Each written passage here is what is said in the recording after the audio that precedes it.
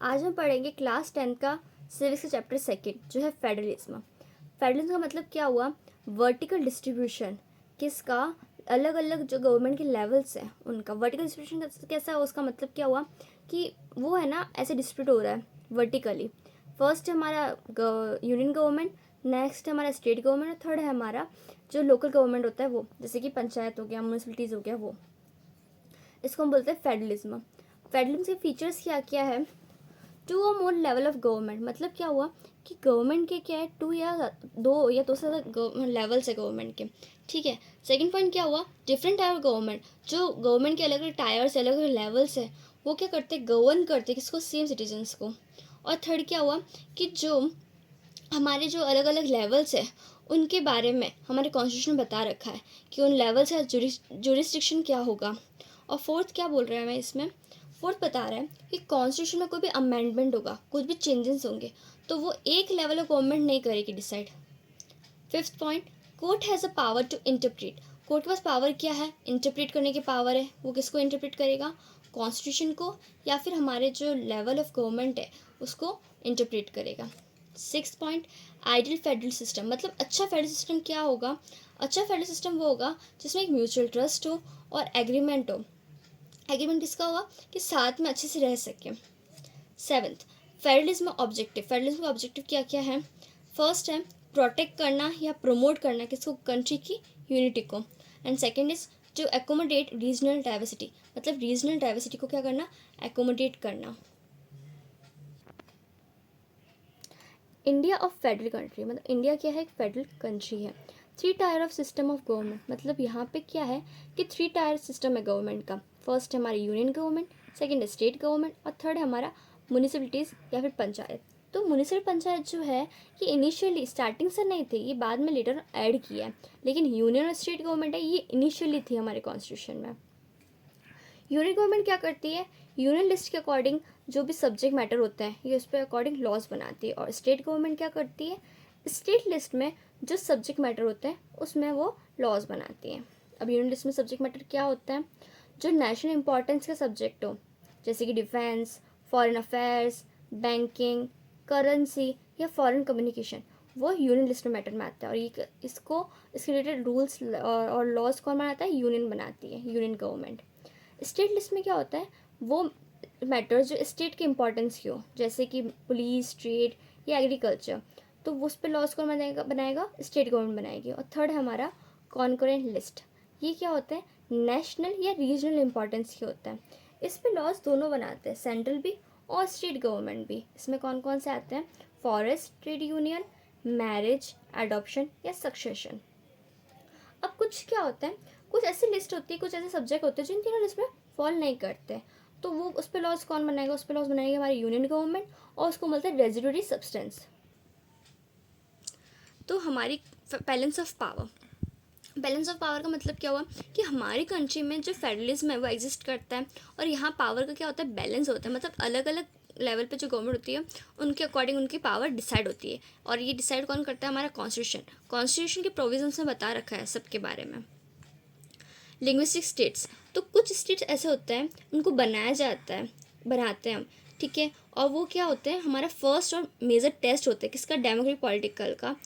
Democratic politics का, कि linguistic states को बनाना, ठीक है।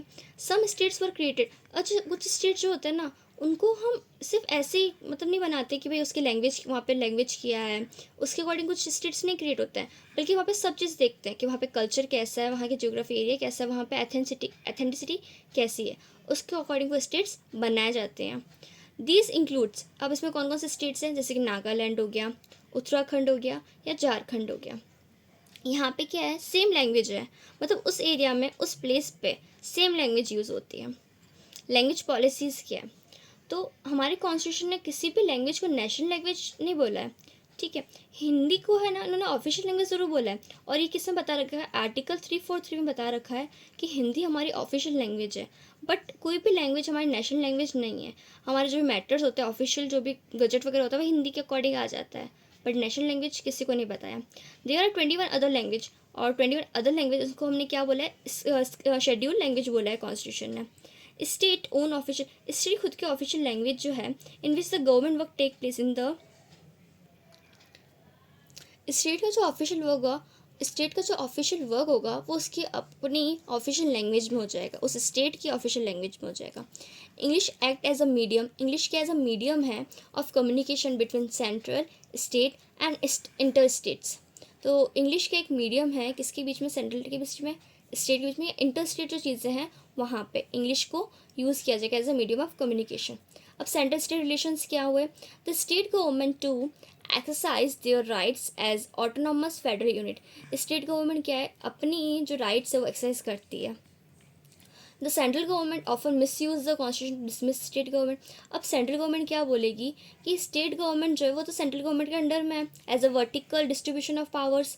तो स्टेट सेंट्रल गवर्नमेंट क्या कर सकती है, अपनी पावर का मिसयूज करके स्टेट गवर्नमेंट की होती है। सेंट्रल गवर्नमेंट क्या कर सकती है, अपनी पावर का मिसयूज ना करे, ठीक है, इसके ऊपर ही बताया कि मतलब सेंट्रल गवर्नमेंट अपनी पावर का मिसयूज करके स्टेट की गवर्नमेंट को क्या करती है, डिसमिस कर देती है। तो क्या हुआ कि after 1990 political parties era of coalition क्या हुआ, ये जो चीज़ें हो रही है इसका एंड हुआ। इसमें क्या हुआ कि नए कल्चर ऑफ पावर शेयरिंग, मतलब पावर शेयरिंग के नए टर्म्स आई, और इसमें क्या बोला कि स्टेट गवर्नमेंट खुद की ऑटोनॉमी है, कोई भी आपको है ना डिसमिस नहीं कर सकता है अपनी मन मर्जी से, आपकी खुद की ऑटोनॉमी है, अपने अकॉर्डिंग रूल्स बना सकते हो। दिस न्यू ट्रेंड जो इन नया एरा आया इसके अंदर क्या हुआ, ये made difficult for central government, इसने क्या किया सेंट्रल गवर्नमेंट को डिफिकल्ट मतलब दिक्कत में डाल दिया कि वो स्टेट गवर्नमेंट को डिसमिस ना करे और आरबीआई मतलब मनमाने तरीके से कोई भी काम ना करे। स्टेट गवर्नमेंट अपने खुद के रूल्स बना सकता है, अपने खुद के लॉज बना सकता है और उसको कोई भी डिसमिस नहीं करेगा स्टेट गवर्नमेंट को। डिसेंट्रलाइजेशन इन इंडिया, तो इंडिया में क्या हुआ, पावर का डिसेंट्रलाइजेशन कर देते हैं। सेंट्रल गवर्नमेंट स्टेट गवर्नमेंट पास खुद की पावर है, वही लोकल गवर्नमेंट पास भी खुद की पावर्स है। लोकल गवर्नमेंट में क्या आ जाता है, म्यूनिसिपलिटीज़ या पंचायत। अब पंचायत कहाँ होती है, विलेजेस में पंचायत होती है, वैसे ही म्यूनिसिपलिटीज़ होती है अर्बन एरियाज़ में। और एक कब हुआ डिसेंट्रलाइजेशन, 1992 में हुआ, अमेंडमेंट ऑफ 1992। अब इस अमेंडमेंट में क्या बताया गया, constitution mandatory to hold regular election. Constitution क्या बोला कि बहुत ज़रूरी है लोकल बॉडीज़ का रेगुलर इलेक्शन करवाना, और उसमें क्या हो जाएगा, कुछ सीटें रिजर्व रखी जाएगी किसके लिए, SC ST और OBC के लिए। और वहीं उस वहाँ के 1/3 जो पोजीशन होगी ना उसकी, वो किसके लिए रिजर्व होगी, वुमेंस के लिए रिजर्व होगी, उन बॉडीज़ की 1/3 पोजीशन। इंडिपेंडेंट इंस्टीट्यूशन, जैसे इलेक्शन होगा उसके लिए क्या होगा, इंडिपेंडेंट इंस्टीट्यूशन बनेगा, स्टेट इलेक्शन कमीशन, और वो क्या करेगा, इलेक्शन कराएगा किसका, पंचायत का और म्यूनिसिपलिटीज़ का। State government share some of its power, state government क्या करेगी, अपने कुछ पावर को शेयर करेगी and revenue with local government, वो अपने कुछ पावर को और थोड़े रेवेन्यू को लोकल गवर्नमेंट के साथ में शेयर करती है। हर एक structure of rural local government, तो रूरल लोकल गवर्नमेंट में कैसा स्ट्रक्चर होता है, तो ईच विलेज मतलब हर एक विलेज में क्या होती है, ग्राम पंचायत होती है। अब ग्राम पंचायत में क्या होता है, एक वार्ड मेंबर्स होते हैं कुछ, और एक होता है वहाँ का प्रेसिडेंट को हम क्या बोलते हैं, सरपंच बोलते हैं। ग्राम सभा क्या करती है, सुपरवाइज करती है किसको, ग्राम पंचायत को। और ग्राम पंचायत क्या होते हैं, ग्राम पंचायत में जो लोग होते हैं ना वो डायरेक्टली सीटेड बाय एडल्ट, उनको डायरेक्टली एडल्ट जो है वो इलेक्ट करते हैं, डायरेक्टली एडल्ट जो है वो इसमें आ जाते हैं, ठीक है, इलेक्ट नहीं करते हैं, डायरेक्ट इसमें एडल्ट आ जाते हैं। और इसमें कौन कौन सी चीज़ें ग्राम पंचायत में, पंचायत समिति, ब्लॉक और मंडल, ये सब ग्राम पंचायत में इंक्लूड्स हैं। उनको कौन इलेक्ट करता है, पंचायत मेंबर्स इलेक्ट करते हैं। पंचायत समिति इन तीनों को पंचायत मेंबर्स इलेक्ट करते हैं, ठीक है। पंचायत समिति और मंडल इनको हम क्या बोलते हैं, जिला परिषद भी बोलते हैं। MLA ऑफ दैट डिस्ट्रिक्ट, मतलब उस डिस्ट्रिक्ट का जो MLA है, and some other district are also its member, और दूसरे डिस्ट्रिक्ट के भी जो MLA वगैरह है वो भी यहाँ के मेंबर होते हैं। इन बिग सिटीज़ मतलब बड़ी बड़ी सिटीज़ में क्या होता है, म्यूनिसिपल कॉर्पोरेशन होता है, जो कि क्या होता है, इलेक्टेड बाय एडल्ट, जो एडल्ट इलेक्ट करते हैं उसको। इसी के साथ हमारा चैप्टर फिनिश होता है, चैप्टर 2।